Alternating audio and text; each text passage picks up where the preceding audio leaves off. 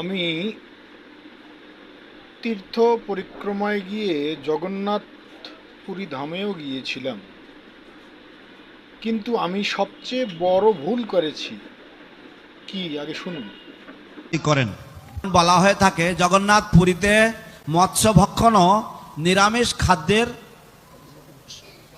হবিষ্যান্নের ফল পাওয়া যায়। তো যখন তাঁরা ছিল ভক্তি সিদ্ধান্ত সরস্বতী ঠাকুর প্রভুপাদকে এই বিষয়ে প্রশ্ন করেছিলেন, তো তিনি তখন প্রশ্ন করেছিলেন যে নিরামিষ খাদ্য ভোজনের ফলে কি তুমি ভগবত প্রেম লাভ করবে? আমরা মৎস্য ভক্ষণ করি না, যদ্যপি তা খাওয়া জগন্নাথ পুরীতে কোনো পাপ নয়, তদুপরি আমরা তা ভক্ষণ করি না কারণ আমরা ভগবত প্রেম লাভ করতে ইচ্ছুক। কতদিন থেকে যে মাছ খাইনি, অথচ জগন্নাথ পুরী ঘুরে এলাম, মাছ খেলাম না, মৎস্য খেলাম না।